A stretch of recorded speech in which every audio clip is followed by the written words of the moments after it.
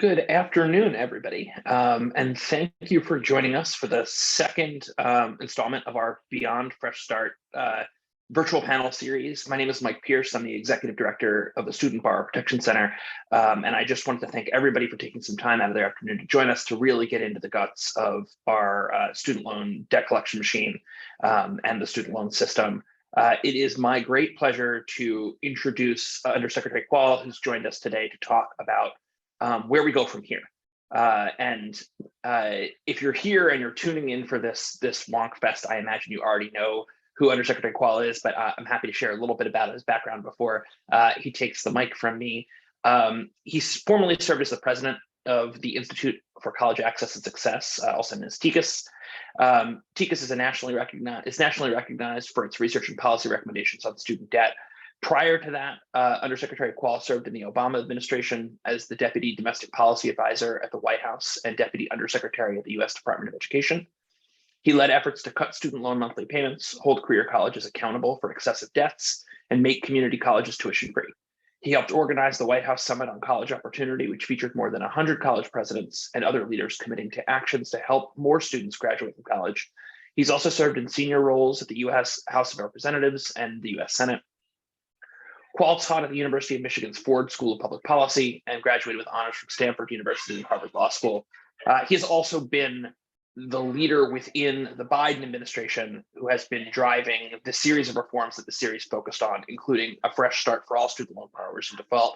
I think it's fair to say that without Undersecretary Kvaal's leadership, the student loan system would look very different than it does today.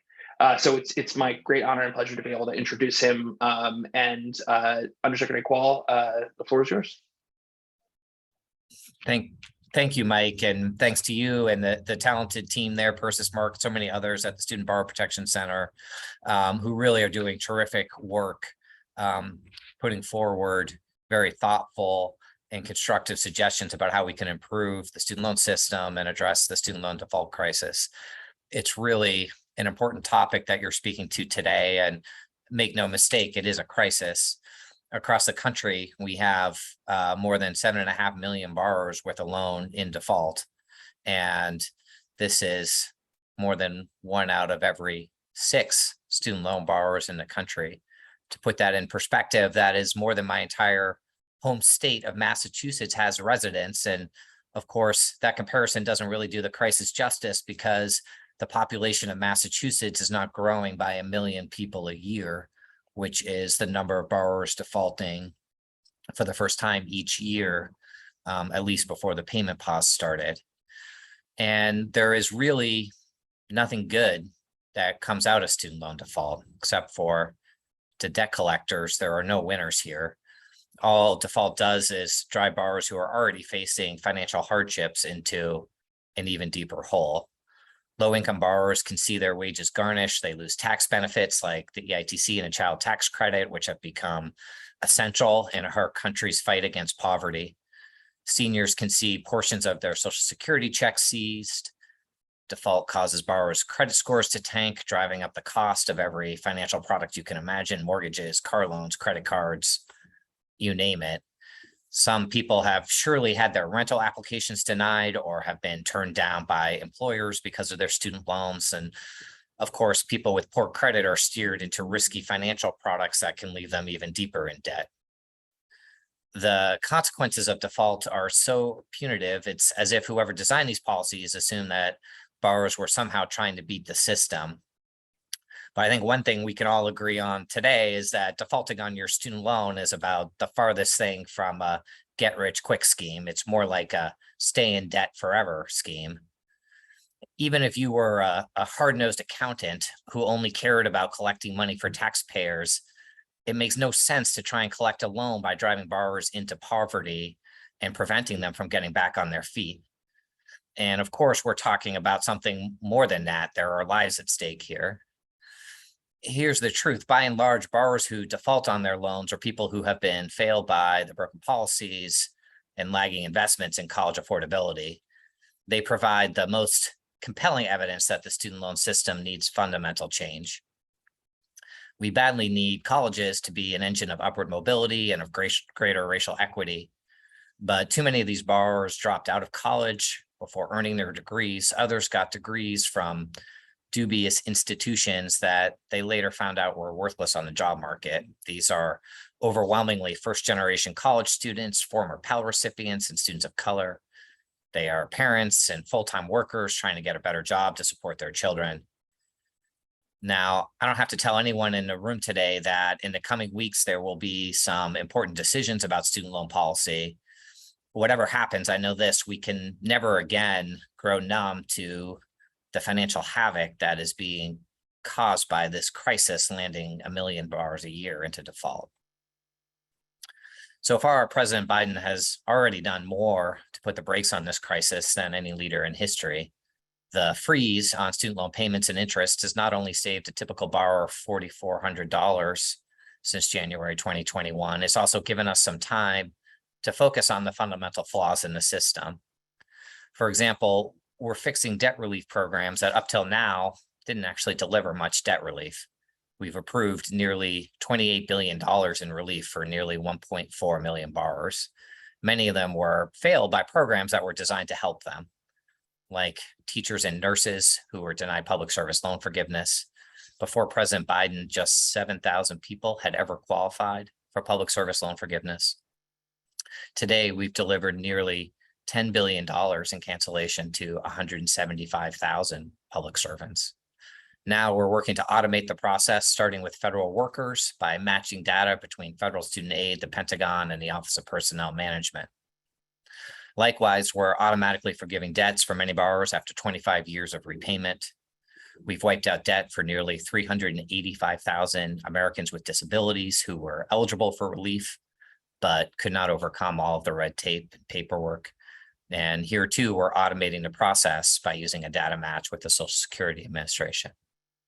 We're also standing up for students who are defrauded by for-profit colleges, and we've approved long due discharges for 800,000 borrowers who were cheated by their institutions, many of them waiting years for relief and callously ignored by the Trump administration.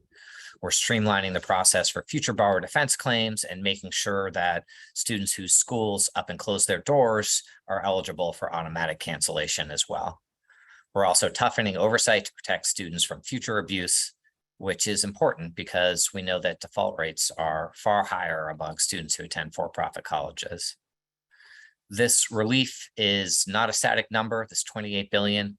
More borrowers qualify every day, and we will keep working tirelessly to make sure that everyone eligible gets the relief that they're entitled to. We're also thinking about today's students, the young people who are borrowing new loans as we speak to pay for college this fall. They shouldn't have to inherit programs that don't work. So we need to make sure these loan forgiveness programs deliver on the promise that they make to borrowers and that that's true for the long haul. The department recently proposed new regulations that would improve all of these discharge programs and end interest capitalization where not required by statute at a cost of about $85 billion over 10 years. And the reality is these programs are worth running well. They cancel entire loans and they will protect past, present, and future borrowers. We're also committed to helping borrowers who've already been failed by the system. And in April, President Biden announced plans to give 7.5 million borrowers in default a fresh start.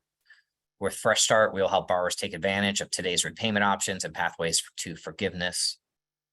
We will restore students' access to financial aid so they can go back to school and complete their degrees, earn higher wages, and succeed in life. We will halt costly collection fees and punitive collection efforts. We will help borrowers who rehabilitate in loans during the loan freeze, and we'll update the Credit Alert Verification Reporting System, or CAVERS, so that people can get access to the financial products that they need. And all of that brings us to the title of today's session, which is Beyond Fresh Start. And going forward, we need to build a better, fairer, more affordable system so that fewer borrowers end up in default at all. On the campaign trail, President Biden talked about reducing monthly payments, and in the coming weeks, we'll invite public comment on our proposal to do just that, with a new income-driven repayment plan with much lower payments. We welcome your input, especially with respect to giving borrowers in default access to these plans and enrolling delinquent borrowers to help keep them out of default. We're also working to strengthen accountability with student loan servicers and debt collectives. We're fortunate to have Rich Cordray leading federal student aid. He is always looking out for borrowers, brings the right values to his job, and he has helped bake accountability into these agreements so that we will be holding contractors accountable for borrowers' delinquency and default rates using a full array of our tools, from pricing to allocation to bonuses and penalties, to drive better results out of contractors. We're also pursuing a more flexible procurement strategy and making major technology upgrades. We want to make sure that we own our contractors, not the other way around. And by giving FSA more timely and reliable data, we can make it easier to transfer loans among servicers to get the best results for borrowers. And we will have new tools to communicate directly with borrowers ourselves. Finally, we need your help in creating a system that helps borrowers stay on track, prevent default, and if they do default, humanely and effectively helps them get back on their feet. We need the voices of the experts, the advocates, the borrowers who help us tackle some of the challenges about how we can achieve these goals. How do we stop so many borrowers from defaulting each year? The federal student loan system has dozens of ways to reduce or postpone payments, but obviously they aren't reaching large numbers of borrowers who need them. How can we spare borrowers from the double whammy of loss and repayment options and punitive collection practices on loans in default? The system seems to throw drowning borrowers a 50-pound anchor when they need a life raft. How can we make collections less punitive so they don't push borrowers deeper into debt? How is it fair that some defaulted borrowers are forced to pay more annually than any payment plan ever would?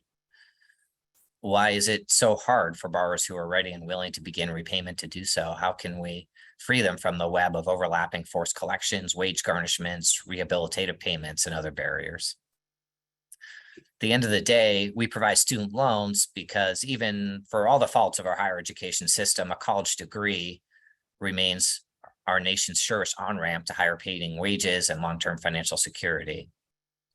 But to make this system work, we need to make much larger investments in things like free community college, doubling Pell Grants, and other steps to really transform how college is financed. We also need the guts to stand up to colleges that leave students in debts they'll never be able to repay. And we need to make sure that no student is left worse off than if they had never gone to college at all. Defaulting on a student loan should not be a lifelong sentence, a financial struggle and despair. So thank you for gathering on this important topic. I appreciate your work on behalf of borrowers. I appreciate the ideas you bring to the conversation and your efforts to push us publicly and privately to do more to address the student debt crisis. I'm proud of the progress that we're making together, and I know with your help, we can go even further. So I appreciate the topic today. I'm going to be listening in to as much of the conversation I can, and I'm really honored and glad to have been a part of it. So thank you, and Mike, back to you. Thank you so much, Undersecretary. Thank you for joining us, and thanks for that framing for the rest of the day. I am now going to hand it off to Marketwatch's very own Aarthi Swaminathan, and she has been a phenomenal investigator and chronicler of the student debt crisis going back many, many years, and we are lucky to have her MC this next piece of our program for today. So with that, Aarthi, I'm going to hand it off to you. Thank you so much, Mike. How is everyone doing? I'm very excited to introduce this panel of experts. We're going to talk about potential solutions. I'm going to jump right into some of the introductions. We are first joined by Kate Lang. She is the Director of Federal Income Security in the Washington, D.C. Office of Justice and Aging. She works on social security issues, and she can talk about a lot of social security income-related issues. We're also joined by Johnson Tyler. He is an attorney at Brooklyn Legal Services, and he also is a specialist in student loans.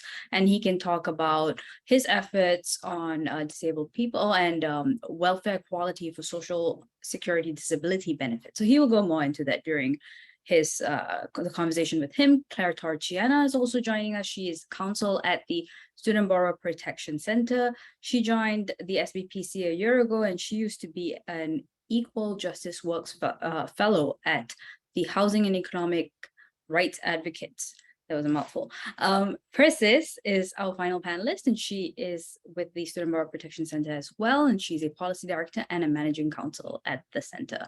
So before we jump in, I just want to give everyone a heads up. If you have any questions, please put that in the Q&A box, and I will ask the panelists your questions, and we will get to that at the end of the discussion. But let's take it back. Let's start off broad.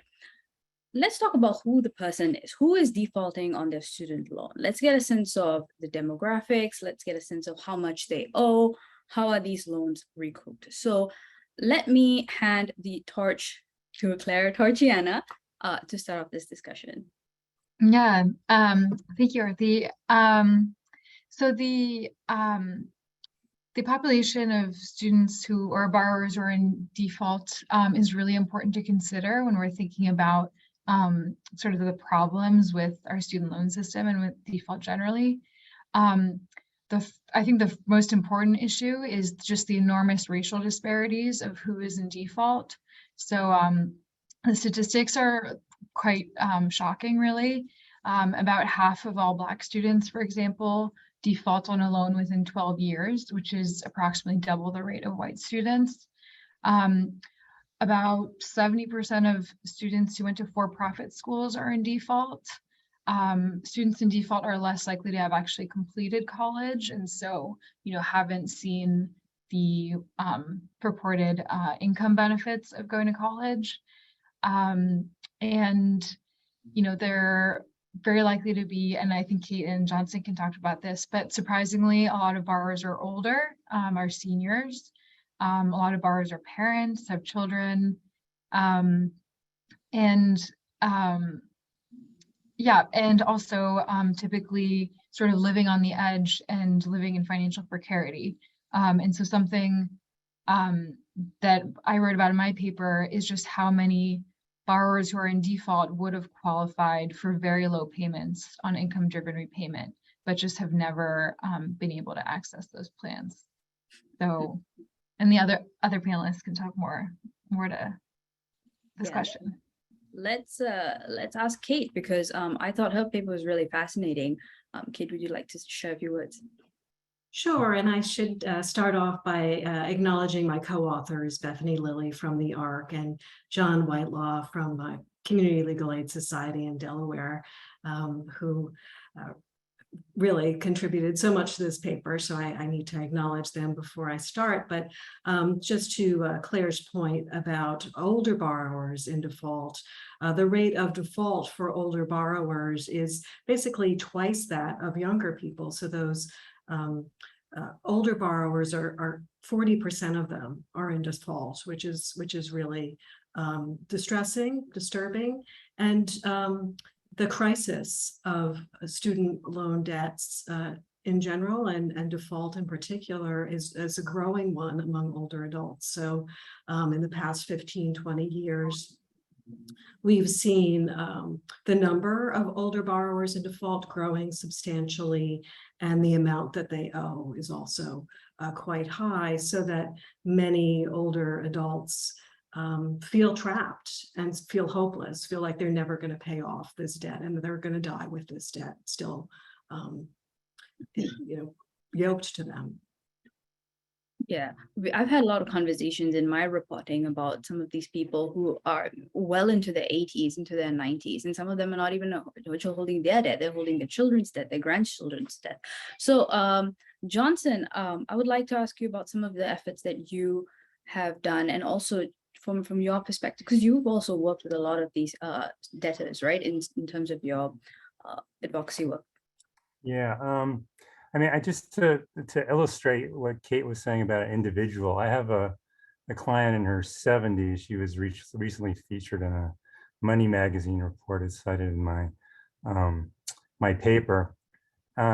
She's been paying back her loan through forced collection for probably 20 years, and she borrowed $6,000 to go to a beauty school. Complete waste of time. The school was actually closed down due to not just fraud, but it was prosecuted by the U.S. attorney in 2 jurisdictions, in New York and in Florida, for fraud. And she's not entitled to any relief related to that fraud itself because she had a high school diploma when she went there. But she's actually gone on in life and done a tremendous job. She was a social worker. She helped foster children, and she's paid $22,000 on a $6,000 loan.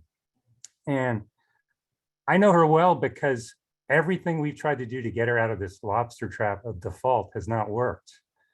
And it's in part due to some really weird things. There's a federal court judgment against her she didn't know about, which bars any of the other forms of relief. She's not disabled. She's a healthy person, even though she's 73, but she's deciding, should I go grocery shopping or should I save the money to pay for my copay on my medication? I mean, it's really hard. So the other thing I would just add about who these people are, and Claire alluded to this, but I think it's 65% of people who who go into default started their life out in poverty. When they went to school, they were eligible for Pell. They were living below 200% of the poverty line for their family. And what you see is families with no assets aren't there to help people when they run into trouble, either completing their educations or later on in paying their debts because there's no money to pay. And so this whole system, which is really predicated on the idea of punishing the debtor, and it's a system that was created to collect debts from farmers, from defense employees, from defense contractors, all sorts of people who don't pay, is being used in the context of student loans, which were designed to get people out of poverty. So there's a real disconnect here, but there's an autopilot aspect to the collection process that's really punitive. Persis, do you want to end off this? Sure. Yeah. I mean, I think I, of course, echo everything that all of these folks have said. And I think, you know, maybe just to start, kind of pick up where Johnson left off there, is that, right, like the purpose of the Higher Education Act is supposed to provide an access to education, right? It was part of the civil rights movement, thinking about ensuring that low-income folks, that folks of color are able to access education. And what our punitive collection system has really done is it has really increased the cost of the risk of trying to get that education. And I think that is some of what we see playing out, is that folks don't have money, so they have to go to school, and then they go through this system, many of them don't complete. And then they're faced with these onerous collection tools, which not just impact them, but they impact their communities as well. You know, one of the things to kind of piggyback on Claire's point about the number, about folks being eligible for $0 income to repayment plans.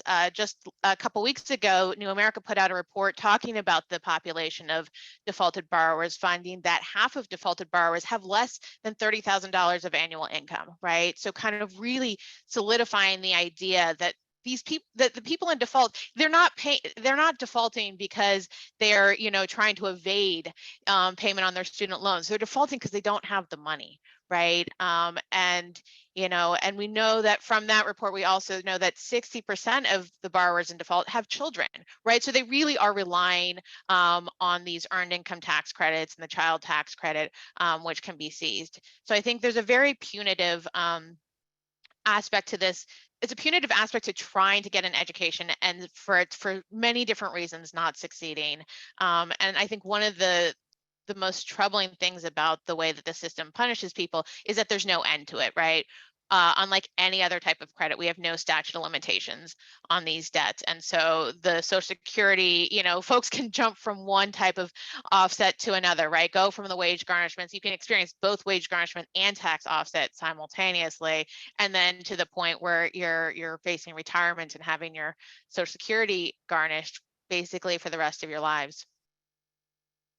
Some of the things that Johnson also said was about people attending for-profit schools and the school having to shut down, and you know, some of them attending beauty schools and they don't really see a great return on income. But one of the things that we've been sort of having this conversation about for the past 2 years since the pandemic began was that the system is not efficient, and that's a very it's a very nice way of putting it, I guess.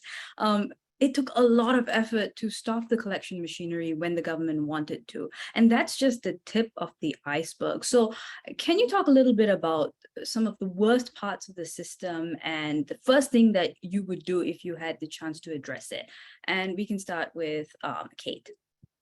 Yeah, so as you mentioned, what I think is the worst part of the system is the Social Security retirement garnishment. There in 1996, when this was permitted, there was a floor set at $750 that somebody couldn't have, would still be left with $750 each month after the garnishment, but that amount has not been adjusted for inflation for 25 years. And needless to say, $750 is now only 66% of the federal poverty line now, even though it was above the federal poverty line at the time, so that we see this floor sinking lower and lower and dragging people into poverty because of the garnishment of their Social Security benefits. To the extent that now people whose Social Security benefits are garnished now receive less than people who receive supplemental security income, SSI, which is the means tested benefits that the Social Security Administration administers. And those benefits cannot be garnished. So those folks on SSI get a federal maximum of $841. So you can see that's well above that $750 floor that folks who are having their Social Security retirement or survivors benefits garnished, that they are forced into even more extreme poverty. This is what I think is the worst part of the current system. It's a great point. I'd like to also ask Claire, some of the things you mentioned, the income-driven repayment plan, is that sort of the first thing that you would address? Yeah, and I think related to that is basically when someone defaults on their loan, the Department of Education accelerates the debt, meaning that they make it's not just what you haven't paid since you went to default that's due, it's the entire loan balance. So suddenly someone who defaults is on the hook for, obviously student loan debtors have huge balances. You're suddenly on the hook for thousands of dollars. And defaulted borrowers do have typically on average lower loan balances than non-defaulted borrowers. But it means that, for instance, let's say you get a tax refund, or your earned income tax credit of some is a couple $1,000s, you have to pay all of that to the government because they're saying that your balance, you basically have to pay your whole balance back. And so that is really troubling. It's not a requirement by the Department of Education. It's more of like a regulatory and policy choice that they actually have a lot of flexibility to change. And then in addition to that, and Persis and I wrote about this in our paper, and Persis has talked about it at great length, is that income-driven repayment should be structured into default, so that when someone is in default, they're only made to pay what they would pay on an income-driven plan. And a lot of times that's actually going to be a $0 payment or a very low payment. And part of the justification for that is that the reason that a lot of borrowers default is that they're never even able to access IDR. And that's just related to just the incredible complications of entering into and staying on an IDR plan. I used to represent student loan borrowers, and it could take us months to get someone on an IDR plan, constant back and forth with your servicer, constant, documenting your income, limiting your spouse's income, et cetera. It's incredibly complicated. And so anyway, in short, those are the two things I would change. And also to your point about just the system not working, you'd mentioned that during the pandemic, most borrowers actually have not exited default, which is the purpose of Fresh Start. But even though borrowers have technically been able to do rehabilitation or consolidation, most borrowers have no idea how or how to go about doing that. And the numbers of who is in default, it's basically the same thing as 2 years ago. So that just goes to show another way that this isn't working. Yeah, so we will come to that point of certain borrowers have never even benefited from the payment pause, right? We'll talk about that in a bit, but on that point of rehabilitation, on that point of how difficult it is to sort of file the paperwork, Persis, you know, you've done a lot of research on this. Why is it so difficult? What exactly is the pain point? Is it paperwork? Is it the trying to get on the phone with the servicer? Where is the pain point, or pain points rather? I mean, so yes is the answer to those, right? There are a lot of pain points in a lot of different places. I think a lot of folks, their point of entry into the system is very confusing for folks. They don't know who to go, where to go to, you know, who they should be contacting. And then once they figure it out, getting good information. You know, one of the things actually, Johnson has a lawsuit pending on this issue, and he can obviously say more about it. But one of the issues is that folks don't learn about their full even range of options, right? We know about this on the pre-default side. We know that there's a lot of issues with forbearance steering, deferment steering, that sort of thing that have prevented folks from getting into income dream payment in the first place. But then, you know, we have similarly on the default side, we have issues with folks not getting access to maybe the most ideal way of resolving their default. I mean, obviously the most ideal way for a lot of folks is to cancel it if they can, right? And we know that a lot of folks have not canceled their loans through closed school discharges, through disability discharges. So that's, you know, in kind of the, like looking through the contracts with the debt collection agencies and the waterfall, right? Like that's not a part of the initial way that defaulted borrowers are talked to. They're talked about, can you pay the full amount of the student loan balance, which of course most of them can't. Can you pay 90%? No. And then the next option has always been rehabilitation, in my experience. And largely that's been driven by the fact that debt collectors get paid more to rehabilitate the loans than they do to do the other options like consolidation, which according to the very limited data that we do have, suggests that that is actually a more ideal pathway out of sustainable pathway out of default, because it gets borrowers into income during payment faster. So that's another one of the pain points, is they're not getting into income during payment immediately. Rehabilitation is a process that takes, you know, where borrowers have to make payments for 9 months in a 10-month period. Then there's, you know, a process of transferring to a servicer. The borrower then needs to get acclimated to a new servicer to get into income during payment. And there's just a lot of places where borrowers can fall down or lose communication in that process. But then, you know, and then they're back into the general population where we know that borrowers are again struggling to stay out of default. So there's a lot of pain points. And I think it's also worth mentioning that there's limitations to the number of times borrowers can do this. You know, we don't have the data publicly available, but, you know, borrowers are only allowed to rehabilitate once, and functionally, borrowers can only consolidate once too. So if borrowers have gone through both of these processes, then they may be actually stuck in default forever. Just one follow-up before we turn to Johnson, but historically, how likely is someone, if they defaulted once, how likely is it that they will default again? And do we have any data, any extrapolations? Yeah, I mean, I think that's a great question. So we don't have total portfolio-wide data on this point. We do know that a lot of folks after, and I actually don't have the data right at my fingertips, so if anyone else does, feel free to go ahead.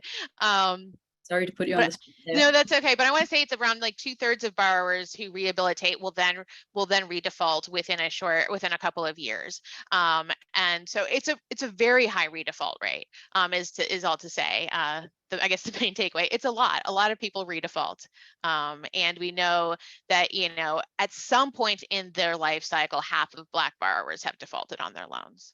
Yeah, the race component is something that we need to pay attention. So Johnson, tell us a little bit about the lawsuit that you have, and also just your thoughts on this. Yeah, so my lawsuit began when I just started getting clients who'd been facing tax refund offset or Social Security offset. They'd come to me and they're like, I've been trying to fix this for a while. I can't fix it, and I could fix it for them in about 35 days. And they wouldn't have to pay anything. And that was through this thing called consolidation. And they would turn to me and say, why couldn't I do that earlier on? Why didn't anyone tell me about this? And instead they'd gone through the rehabilitation process, which, you know, this CFPB, the Consumer Financial Protection Bureau, did a deep study on this in 2016. And they basically said this is the most confusing process that has, built-in dead ends. That was the word, dead ends and restarts in it. Because you got to make 9 payments. They got to be on time. They got to be credited properly. Most people, when I set it up for them to do that, they do a debit card, and that's how it happens. And so there's no actual, it's just a computer talking to a computer, and the payments get made and hopefully credited. But other people don't have debit cards. They can't do it. They're distrustful about that sort of stuff. So they're making the payments and they're not getting credited properly. So they don't succeed in the rehab. But even the people who do rehab, this is the most confusing thing for clients, because they feel like this whole system is a bit of a scam, largely because, going back to this original point here, borrowers who default have not benefited from their educations. They've invested their time and they've taken out loans and they've gotten nothing out of it. So the whole thing feels like a bad product. And so they're distrustful when someone says, hey, all you got to do is pay $5 a month for 9 months and all of these problems in terms of debt collection will go away. So they do that $5 payment for 9 months. And then what happens? They get a letter saying, because they get put into what's called standard repayment. Standard repayment amortizes your loan over 10 years, so it'll be paid in 10 years. So one of my clients in the lawsuit, her payment went from $5 a month to $760 a month. And her reaction was, I knew this was a scam. And so she couldn't pay $760. And she dropped out, and that happens over and over again. So the data from the CFPB showed that 45% of people redefaulting on rehabilitations over a 3-year period. It's a lower for consolidation because it puts you straight into the income-driven repayment plan right off the bat, and your payments at is an affordable payment. And that's kind of what the whole purpose behind income-driven repayment was, to help people manage their loans in an appropriate way. So that's one aspect of rehabilitation that I find is really, it's part of this whole student loan problem that's really kind of complicated. It doesn't make intuitive sense. Why am I paying $5 a month to pay $0 a month, to then have to file all this paperwork to recertify my income for $0 a month? When I'm poor, I'm elderly, I have no money. Why do I have to do this? And then boom, you're back into default and you can't get out that time because you've already used your one get out of jail card, which was the rehabilitation. So the one thing I'd just say about the scripts and this waterfall, they are so embedded in the collection agencies. And one of my clients, he already went through the rehabilitation. He's in the lawsuit also, you can read about him in there. And so you're only eligible for one rehabilitation. So he redefaults because he doesn't understand why his payment jumped up to this amount and this, that, and the other thing. And so then he tries to stop the offset again, and they put him in another rehabilitation plan, even though he legally cannot bring his loan current that way, because it's just embedded in all the workers there. That's the only option they provide. They don't tell people about simpler ways to get out of default because they don't make money off of it. So that's kind of why one of my clients described being in default as a lobster trap that you cannot get out of. And it really is a lobster trap for a lot of people. It's very difficult to get out of and successfully stay out of. And so. No, there are two interesting things that you describe here. One is that the system is not flexible at all for people who are in difficult situations. At the same time, the burden on proving, getting all these documents is really, really difficult. I also want to touch on the loans themselves, right? So some of these older borrowers have federal family education loans. Some of these loans did not even benefit from the payment pause. Can you talk a little bit about what has happened during the pandemic? Perhaps we can start with Kate and what we can learn from that experience, and how when the payment pause ends, what we might be able to observe and what we can sort of anticipate. Yeah, so I just did want to note that for many older borrowers, as you noted, they were on the loan for a child or a grandchild. It's not even their own education, and those loans have fewer protections, right? Fewer opportunities once they are in default. There are just no opportunities or fewer opportunities for them to get into income-driven repayment plans. So that they really are stuck. and are either redefault or are unable to get out of default. So that's, since those loans were not paused during the pandemic, we see that they have continued to struggle during this period while other loans are paused. Persis, would you like to weigh in? Yeah, I mean, I think it's one thing to note is how successful the payment pause has been at helping folks financially. And so I think the folks who were left out, it really is a stark reality about like what folks are facing financially and what a burden student loans really are. Fellow folks were left out, private loans as well were left out of the payment pause. And see me, at least from the perspective of the borrower, this feels like a really arbitrary distinction that, in many cases, borrowers had no option about whether or not they were going to take out a FFEL loan or a direct loan. It was often up to the school as to, which loan products they were affiliated with. And so we do see that there's a dramatic difference between, fellow folks and people with direct loans or with department held loans, at least. I think, the other piece that's worth mentioning too is like looking at some of the collection that was supposed to stop. I think one of the greatest benefits of the payment pause has been the ceasing of involuntary collection during this time period. And I think that has been a huge relief to, at the time of the payment pause, I was working with borrowers, and the relief that borrowers felt knowing that they could file their taxes and get their tax credits was tremendous. Trying to figure out, as folks were struggling with trying to figure out how to provide childcare while their schools were closed and they were trying to work and knowing that this year that they could file their taxes, I think that relief was huge. But it came, like there were a lot of stumbling blocks in just not collecting money from people, right? And we haven't actually, we kind of alluded to before how hard it was to shut the system down, right? And that there's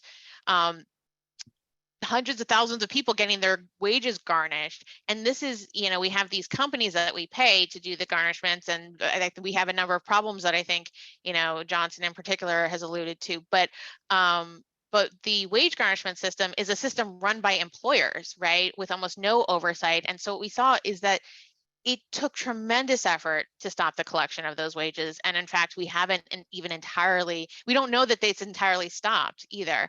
And so I think there's a number of lessons that we need to learn from the payment pause, but certainly, fellow folks were left out, and that feels completely arbitrary. There's a lot of places in our system where we really do need to address how fellow folks are treated, but also looking at even within the portfolio that was supposed to stop collections, that some people still experience that collections nonetheless. Before I turn it to you, Johnson, I remember I keep getting this email from a 75-year-old borrower who has a FFEL loan, and he thought he had a federal loan, but he didn't even know that he had a FFEL loan, and that took a lot of effort from me to help him figure that out. And so, Johnson, I'm curious, like in terms of this information, people not knowing options, people not even knowing what type of loan they have, can you talk a little bit about what some of your clients are saying and how you've been helping them? Well, I think it's all very confusing because people sit down and sign a lot of documents a while ago at a school that offered them, a different future, and understanding what's a private loan, what's a FFEL loan, what's a direct loan, what the differences are. I mean, you got to major in student loans to understand this and think that there's some significance in the differences, but there are very real differences. And I think that's part of the confusion of the messaging of the department. And they've done a lot of great things in the last couple of years, but it's very confusing. I get calls every single day from people who think they may be eligible for public service loan forgiveness. People, think they're eligible because they went to a for-profit school for some sort of forgiveness, simply because the fact that they went to the school and there was an announcement that something like this was, everyone from Corinthian was getting relief. I'm not saying they shouldn't do this, but there's so much information that it's kind of just confusing people, and there's just a People get tired of hearing, no, that's not you, no, that's not you, no, that's not you. You're not entitled to this relief because you have a FFEL loan. You're not entitled to this relief because you have a private loan. You're not going to be entitled to public, if there's any forgiveness of loans, it's not going to apply to private loans. People just, it's very confusing. It feels very arbitrary. I'm not sure what the solution is, but it's a cumbersome process that just has so many details to it. It's just difficult for people to figure out. Yeah, you just want to flag one of the questions that came in through the chat before we change topics, but what about people who are working on consolidation and rehab, especially navigating it in a digital world? What sort of advice would you give them? Because it's not as simple as search Google, press enter, upload documents. Nowhere near as easy as that. So what are some pieces of advice that you, as well as Kate or any of the others, would like to just give, just injecting one audience question here? I mean, I think the first question is, what are you trying to achieve? Are you trying to convert your loans for public service loan forgiveness? Or are you in default? If you're in default, you may benefit more from fresh start, which is going to make sure that your interest is not going to be capitalized.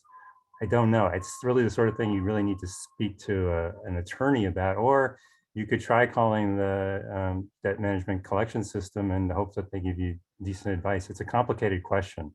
It's not the sort of thing you can answer in, 3 minutes.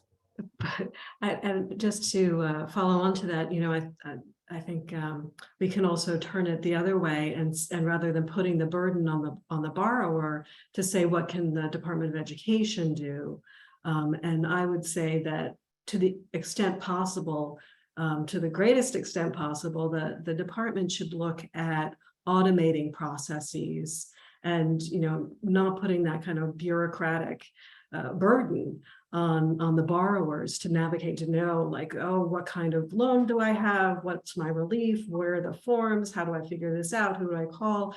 To the extent that the department can use the data it has, or the data it can get from Treasury or the Social Security Administration, to automate these processes and put borrowers into programs to just go ahead and do it. Maybe send somebody a notice saying, we're going to do it unless you opt out. But to the greatest extent possible, really automating these processes so that the burden is not on the individual to navigate the process.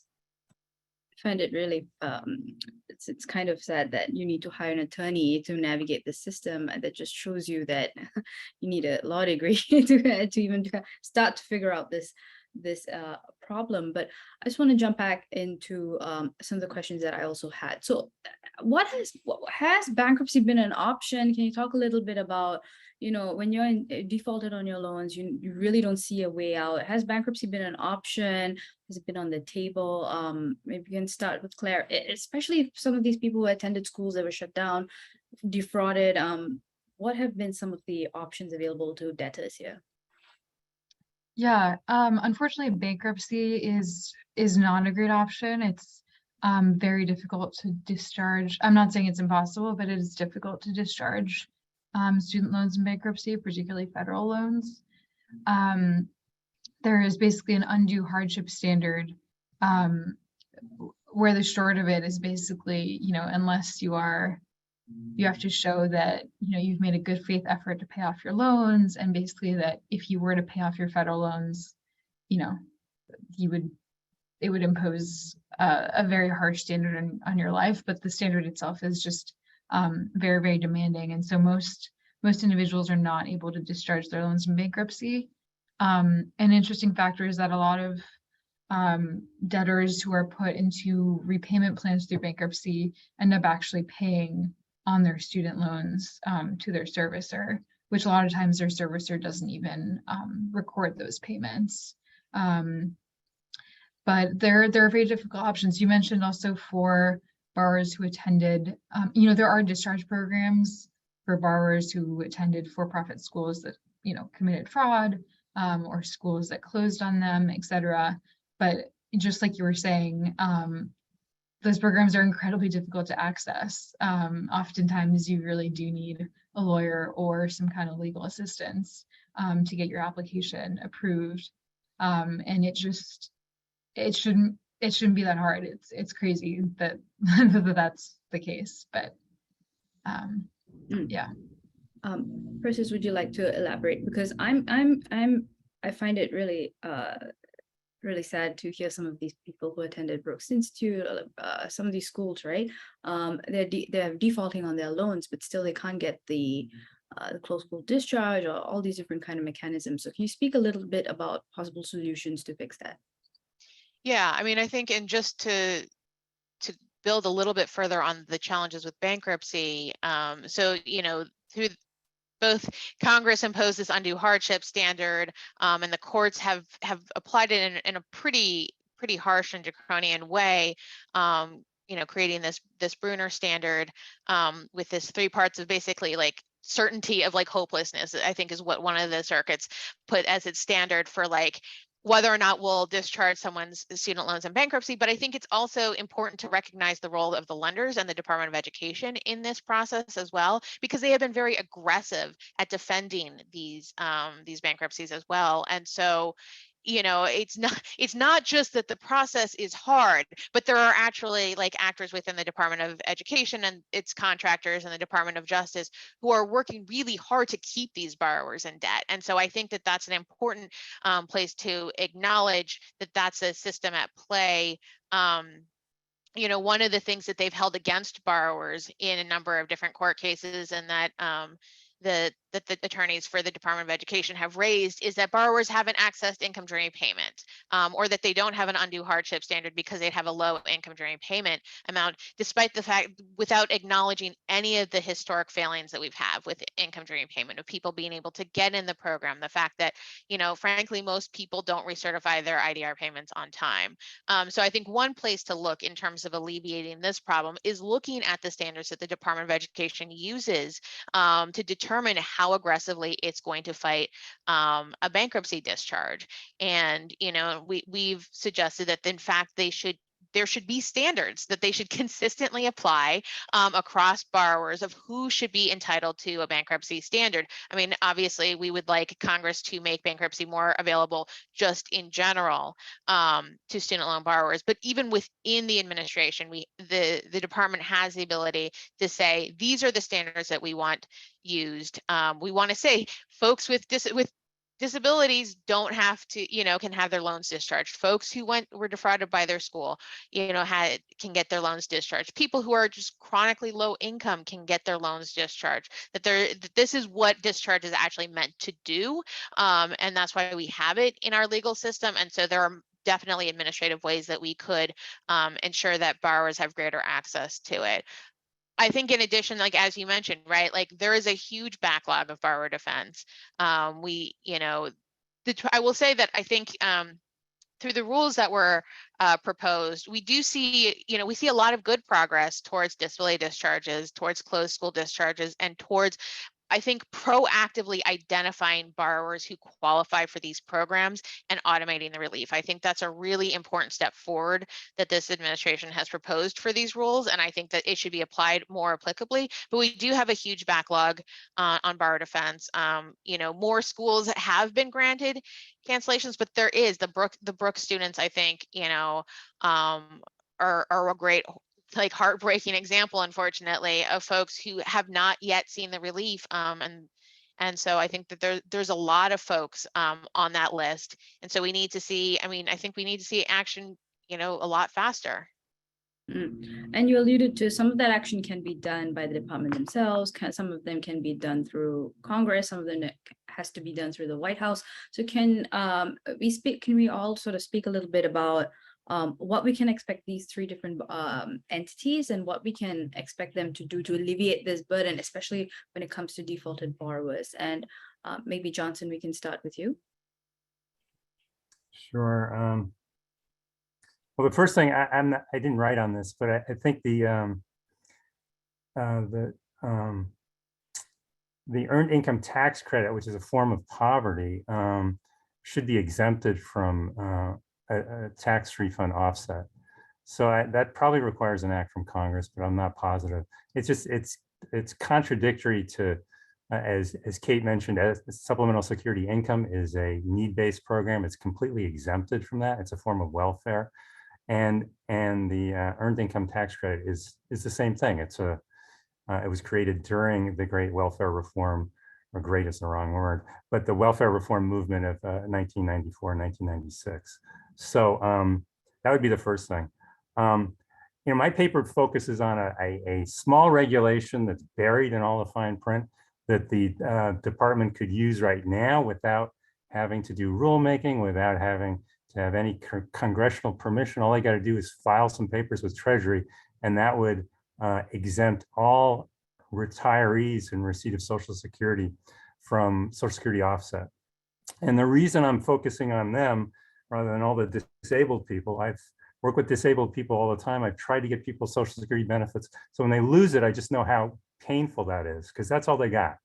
Our system now, people rely heavily on Social Security. There is no, most low-income people don't have a pension or any other source. It's just Social Security. So the wonderful thing that the government has proposed here is to automate the discharge of all people who've received Social Security disability benefits. But that automation only helps if you've actually received the benefits at some point. You have to get them for 5 years. And the data shows that 3/4 of the retirees never received a single Social Security benefit. And so they're all going to be stuck trying to get out of the lobster trap on their own, doing the same old stuff that hasn't been working and being subject to the offset. And so the regulation, it's not this namby-pamby regulation that it's subject to interpretation. It's very specific about what you have to do to exempt a class of people from the offset program. And I'm going to run quickly through it because it doesn't take very long.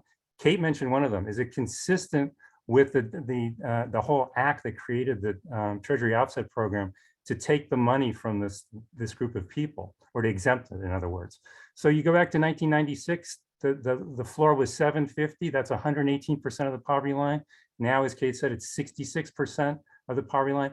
Congress intended to protect the exact people who are getting pounded through Social Security offset. So it's completely consistent to exempt them.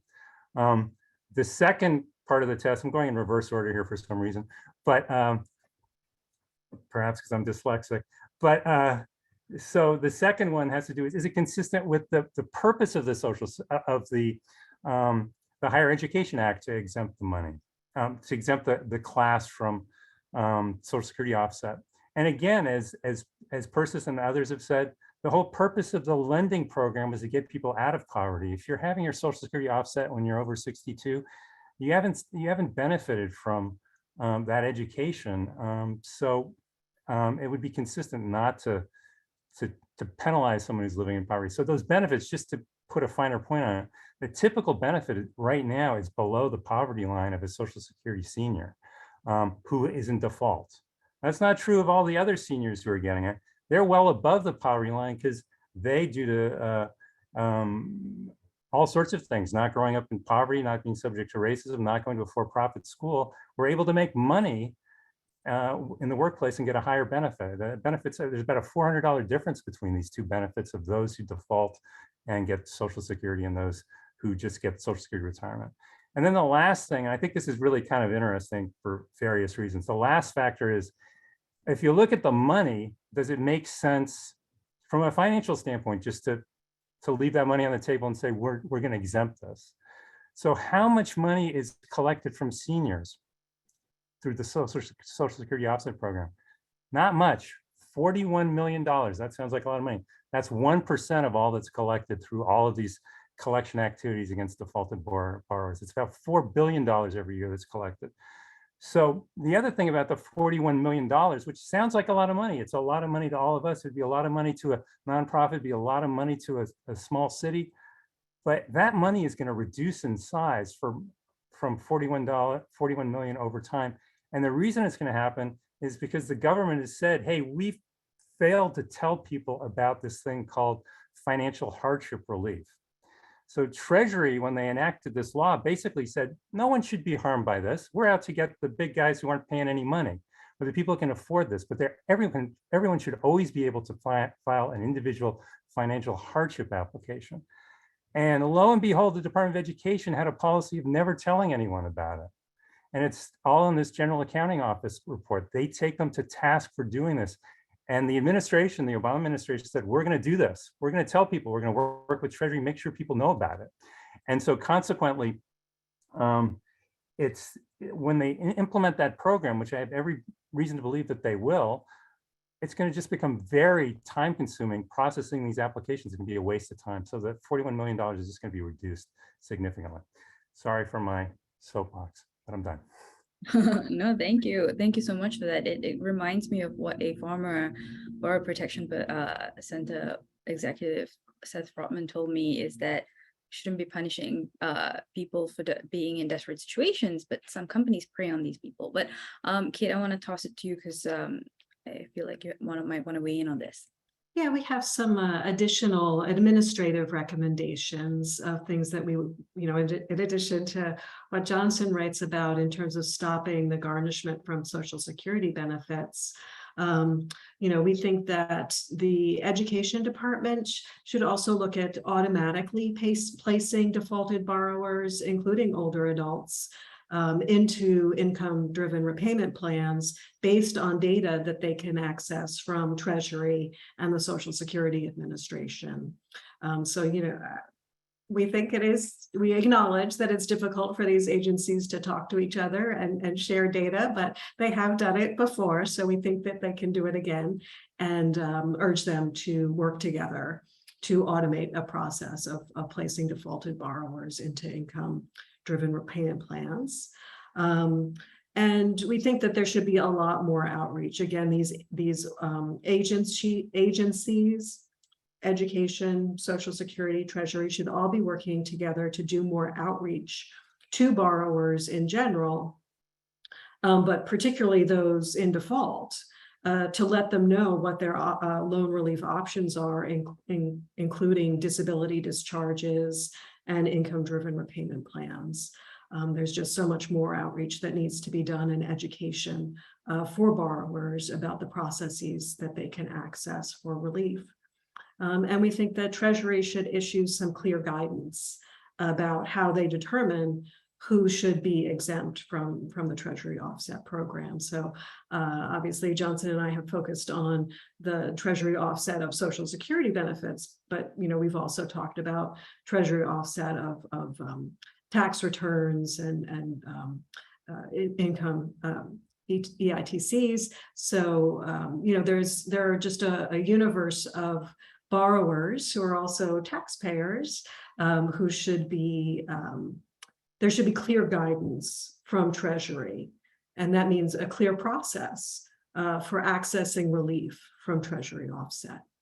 There are two different things that you mentioned here. One is the automatic sort of nature of this, which is very interesting, Persis, because it has happened before. I think it was with military borrowers that the Department of Defense was able to cooperate with the Education Department to automate some of these processes. But why is it so difficult to get this going, IRS, Treasury, and Education? Can you speak a little bit about the difficulty in coordinating agencies?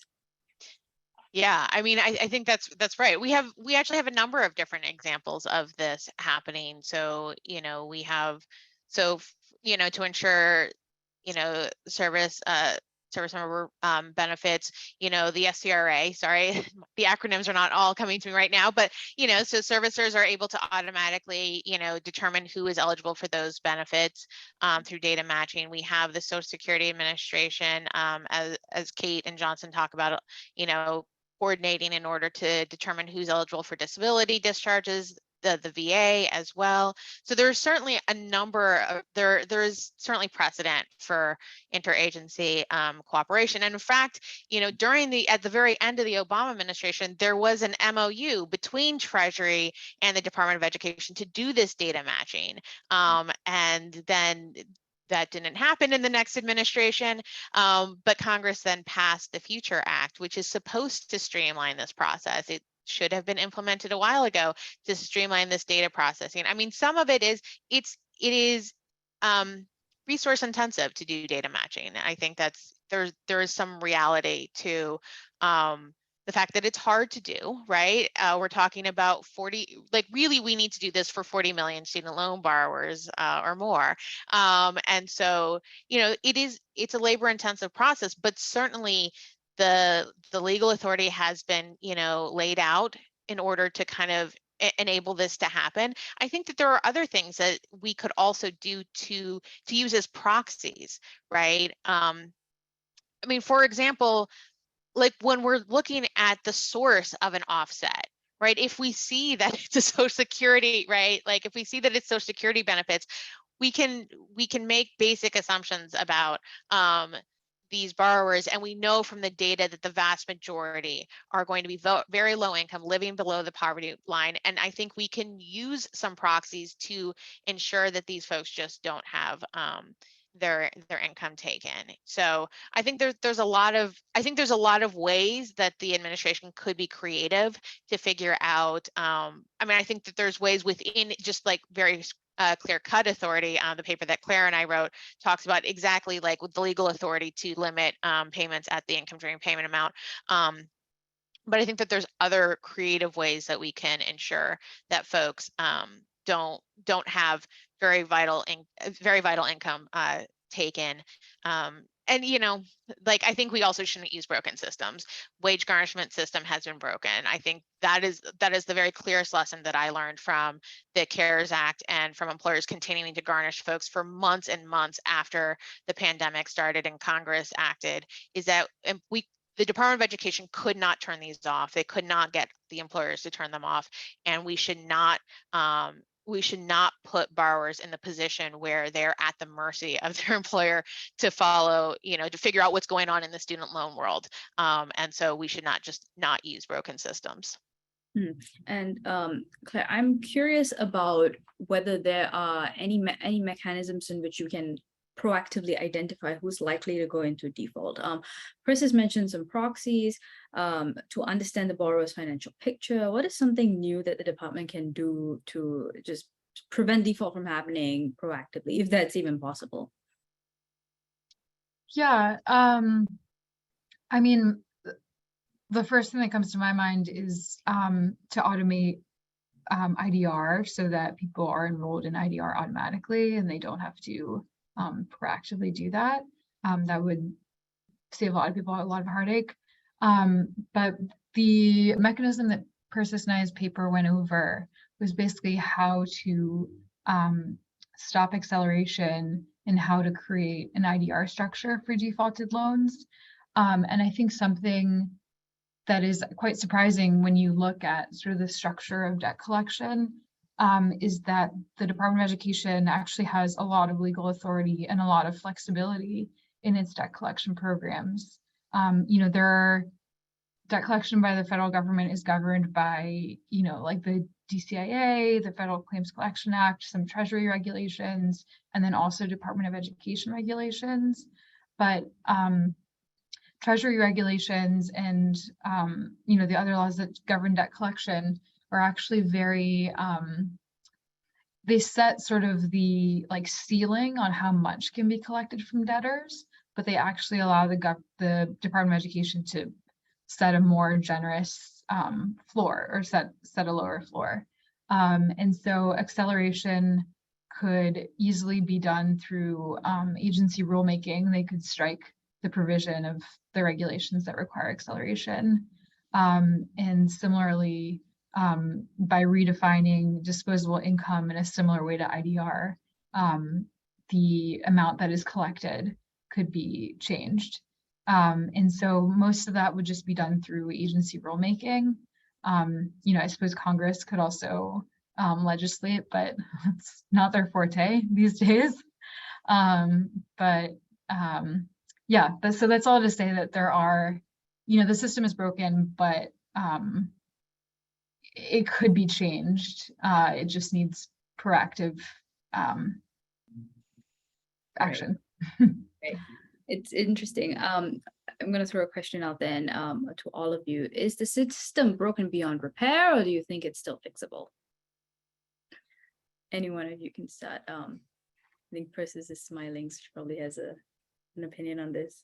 I'll be the optimist and start All right, off go ahead. by saying, I think so, right? I think we have seen recent changes that give me hope, that indicate an interest and a willingness at the Department of Education to address the crisis and improve the system. So, I think it's a matter of building on those initial changes that we've seen recently, and expanding them, making them available to more people, automating them in a way so that more people benefit from them. So I'll be the optimist and say yes. Would anyone else like to weigh in?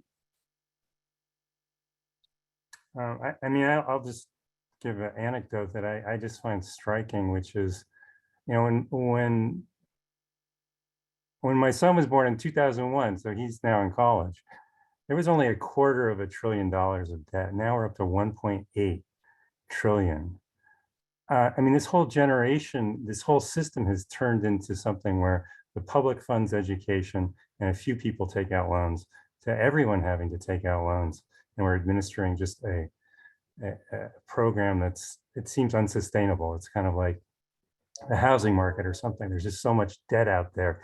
The bubble's going to burst at some point. Maybe it's now, I don't know. But I mean, I think we have to rethink how we fund education and who's responsible for it. I think this idea that the student is responsible for getting through college is just, it's unique to this generation, the last 20 years. And I think actually I think that the bubble bursting is a great place to start, because one of the reasons why we haven't seen a bubble burst is because we have such expansive government powers in collecting this debt, right? That this is a reason, we don't see the federal government flocking, from its debt, because otherwise, we should have, if we were, any other credit market, we would have a statute of limitations, but we don't have that, right? And so instead we have this credit market with incredible collection powers that will collect from the day you leave school to the day you die if you don't pay it. And I think we really do have to answer this fundamental question, like, what are we doing here? And what does it say when a borrower who, the data shows are the folks who were supposed to get the benefits are the ones getting dragged down the most from this? What does that say about our system? And what are we trying to do here? Like, what fundamentally are we trying to do here? I think to answer the question of like, is it fixable? Well, it depends on what your goal is at the end of the day. And right, like, what are we trying to accomplish here? Because I think the tools that we have are just punishing people for doing what they've been told that they need to do, and pounding them unrelenting. One of the things that I was struck with in our panel last week is kind of this dual track that we have classes of borrowers. And so this was, to give proper attribution, this was Abby Shafroth from the National Consumer Law Center, but it's the idea, but that we have a disparate way of treating like defaulted borrowers and non-defaulted borrowers, right? If you're not in default, in theory, you have access to these generous income-sharing payment plans and public service loan forgiveness and cancellation, and yet, and it's based upon affordability, right? And that we have this other draconian pathway for defaulted borrowers who we know are people of color, who we know are low income. And this system I don't think it served its intended purpose. And certainly I don't think in its current form that it could. And before we turn to Claire, please, audience, put in your questions in the Q&A box. We're going to get to them in a minute, but go ahead. Yeah, I mean, like Kate said, I think we all have to be optimistic. Otherwise, it'd be very hard to do this work. But the debt collection system in itself, if it were up to me, I would completely eliminate. It's just, just like we've said, it's an incredibly punitive program, and there's something just deeply disturbing and illogical about it, because essentially borrowers are being punished for policy failures and for servicer misconduct, and the brunt of all these problems is put on the individual, essentially. And whose fault is it really? Probably the Department of Ed's fault for how they've designed our federal student loan system. So I think there's hope, though. I think we're recognizing how deeply broken these systems are, and that we can do something about them. So one of you mentioned the bubble. Private student loans are also a lot of borrowers take private student loans. And I think one of the questions actually asks about what happens if there's any solution for borrowers who have defaulted on private student loans. But I want to flip that question. What can we learn from the private market that the Department of Education can perhaps adopt, that perhaps the private market is doing, decently? Is there something that we can learn from them and how they operate this debt collection machinery? Open question. Any one of you can respond. And if you think there's nothing we can learn from them, that's fair too. I mean, I think the only benefit of the private student loan market is there's a statute of limitations, which is, often 3 years based on the way they're securitized and stuff like that. But, I mean, I think one of the huge mistakes was the idea that the private market would fill in some of the gaps here if it was given bankruptcy relief. I think all the studies show that, it's just as difficult to get rid of these loans in bankruptcy, but the actual cost to consumers hasn't gone down at all. And they've gotten a big benefit out of that. But I don't know. I don't really see any, I don't see any good private loan actors here really at all. Got it.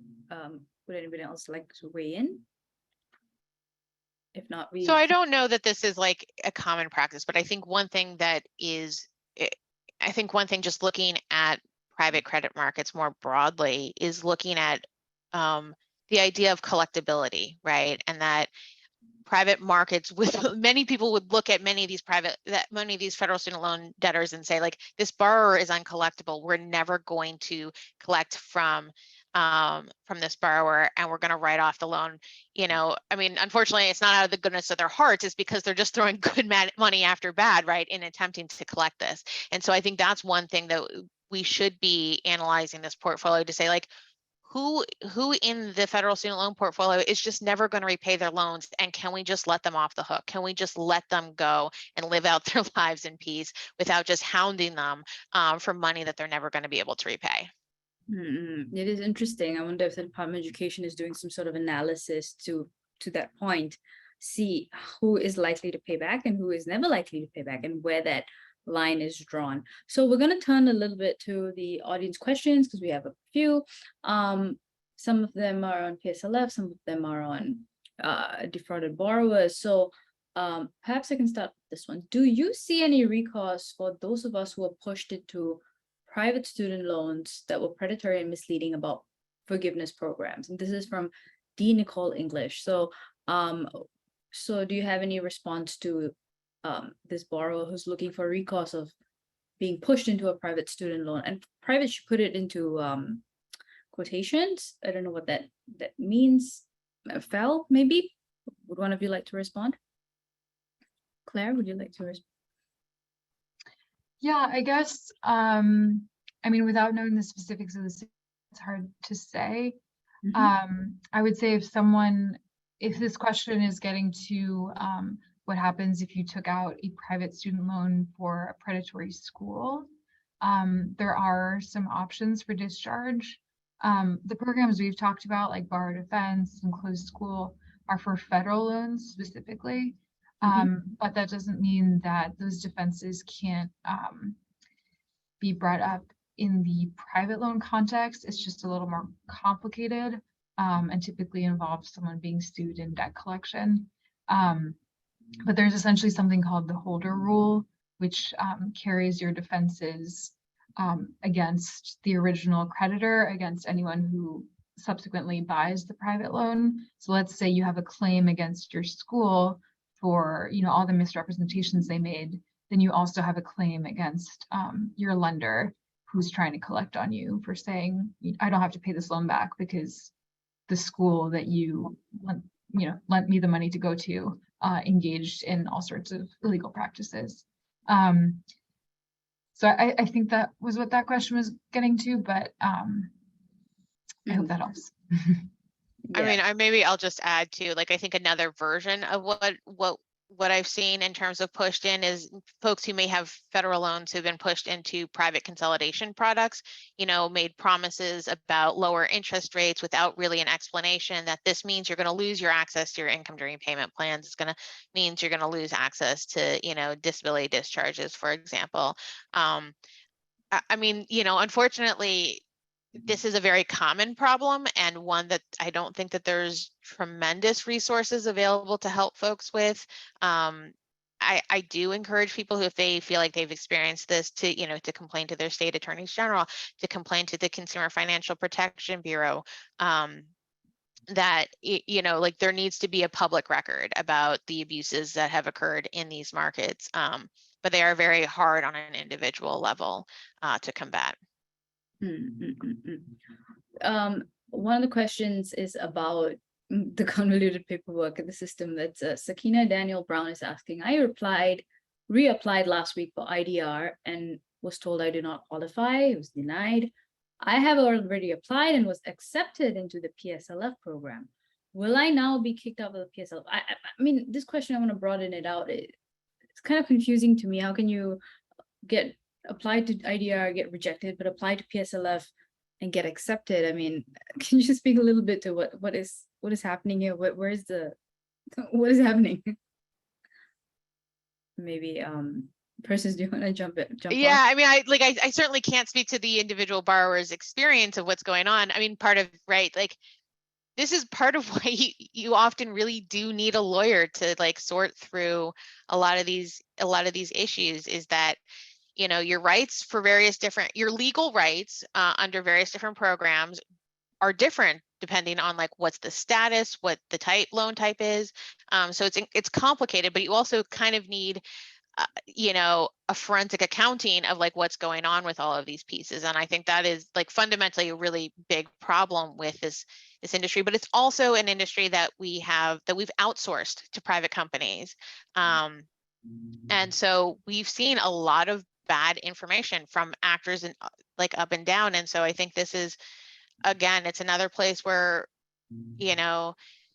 seek legal advice if you can. There's not a ton out there, unfortunately, but legal advice can be helpful. The student loan ombudsman can also be very helpful in untangling these issues. But unfortunately, the reality is we do see a lot of folks getting bad advice from their servicers. I have a question, perhaps Johnson can answer. I'm going to generalize this question a little bit, and it's from an anonymous attendee, but if someone over 18 has student loans and ends up defaulting due to a mental illness, and they're unable to communicate with the servicer by themselves, what options do they have? And also more broadly, can you speak to some of the examples that you've seen of borrowers perhaps struggling to deal with their loans if they are in that kind of situation with their mental health issues and things like that? Yeah, so anyone,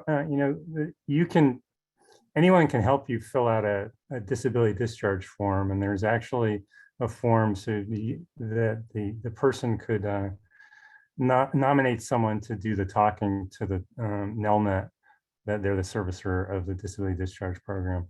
So they have a program where you can just, it's kind of, I guess, it's like a power of attorney in essence for the purpose of the disability discharge, so that someone else can interact on your behalf and get the form filled out. So that's what, as a short-term solution to that problem, getting someone else to help you. Most of the servicers will talk to other people on the line. I mean, actually, my experience is they always talk to me, but I have a sense they'll talk to anyone with a third-party person on the line if they have your permission. So you can call with your parents, you can call with your cousin, you can call with your spouse, anyone, to have another person listening in and helping you understand what your obligations and rights are. So that's another approach to it. But And Kate, would you like to weigh in as well? No, that's fine. So I want to raise this question by Lamerle Briggs, and this is a question about information. Do you have a list of schools that are no longer operating that qualify for a borrower defense application? So broadening this out to, is there a way for a borrower to check if they can qualify for a closed school or a borrower defense application? Is there one system where they can do it? And maybe Claire can respond to this if you want. Sure, yeah. There is a list that the Department of Education keeps on schools that have closed that has the exact date of closure. I don't remember what the link is, but if you have internet access and you're able to Google Department of Education closed school list, they do have a list. It's not complete by any means, and the date that they have for schools that, you know, the date of closure that they have is often, not always accurate. And so, you know, definitely if you don't neatly fit into the date of closure, et cetera, I would recommend reaching out to legal assistance or just generally sort of explaining your situation in the closed school discharge application. As to borrower defense, there have been a lot of announcements through the Department of Education where they kind of state the closed school date, the school and the dates that they'll consider. There's also a recent settlement that's not final, but there is a list of schools through a case called Sweet versus Cardona, where the department is presumptively going to approve applications for bar defense that have been submitted already. And so I would recommend people check that list. It's not finalized, and you know, it's not final. It doesn't have final approval, but that should give borrowers a pretty good idea of applications they or whether they attended a school where there's a you know, some malfeasance. So there are ways to obtain this information online. Jill Lorem has an interesting suggestion, and I would, you know, I'm curious on you guys and what you guys take on this. But the HUD, it's another agency, Housing Urban Development Agency, has a list of housing counselors if someone is going to default on their mortgage, prevent foreclosure, and things like that. Does the Department of Education have a list of student loan counselors? Granted, there aren't many. I know personally there are some of them who are willing to help, but I don't know how big this office is. Could hiring more of them, could placing them in universities help? I mean, what do you think of that solution of having more government employees stationed to help borrowers as loan counselors, just to prevent people from going over the cliff? Anyone, if you can answer that.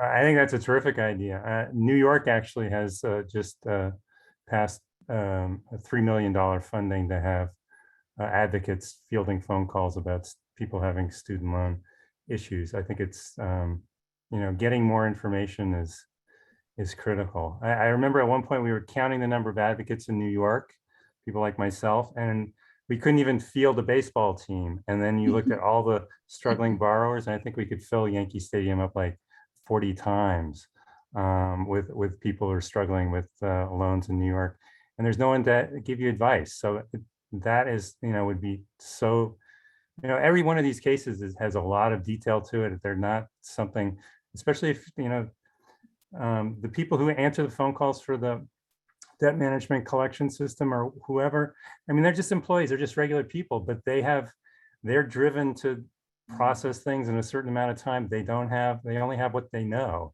And often that's just not enough to get accurate advice. So I think it'd be really useful. Would it be something that the states would do? Persis, go ahead. Oh, well, I mean, I just wanted to kind of expand on, you know, I mean, during the foreclosure crisis, right? Like HUD, I mean, what they did though, is they paid agencies, right?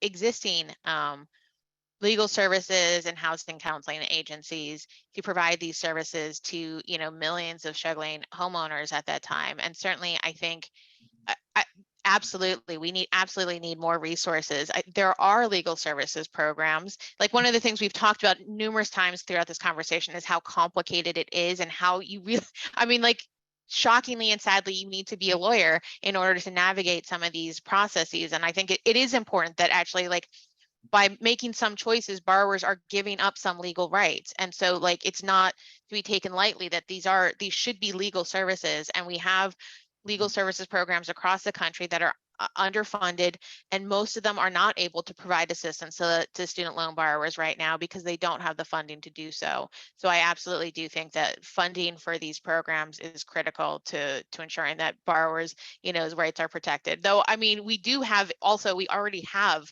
a whole bunch of companies. We pay a whole lot of money to administer these programs as well. So I think another component of this is not just funding folks in the community. We do pay people who are supposed to help borrowers navigate the system, and they fail to do so. And so we need to have accountability for those companies, right? Like we shouldn't need a lawyer to sue Maximus because they, fail to tell the borrower the correct steps to get out of default, right? We should have a company that actually holds borrowers' rights as the highest priority, and that we hold them accountable to do so.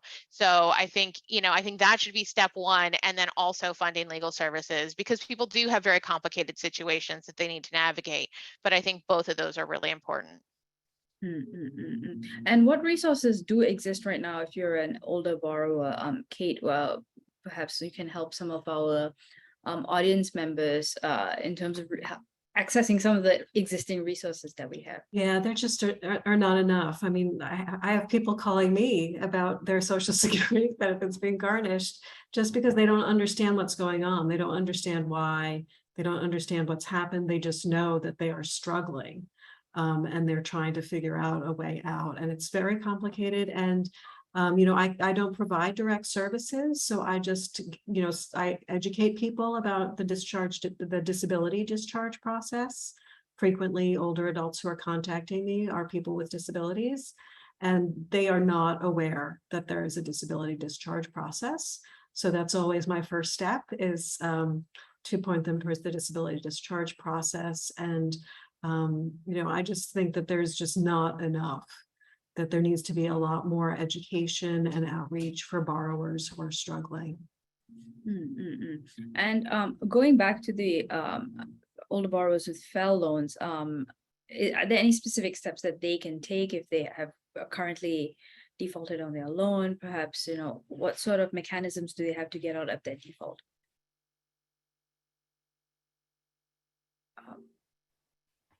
Well, they may be eligible for Fresh Start. There hasn't been clarification on whether it's going to apply to Kvaal, but I would hope it would. If they don't, they can. They're eligible for every single, or they're certainly eligible for the disability discharge. I believe they're eligible for the other discharge programs administratively available, and they can always they can always consolidate or rehabilitate their loans out of default. I describe consolidation as the quick way out. Takes a couple of months. Rehabilitation will take you at least 9 months. So just one final question to wrap up this discussion. So again, to bottom line it, the collections machinery is something that is it's kind of a scary thing to grapple with, right? And that's something that is the government's role to fix it. So in one final line, what would you tell the Department of Education? One final plea to them. What would you recommend to fix it? Just one line. You can start with maybe Persis, and then we can just go around.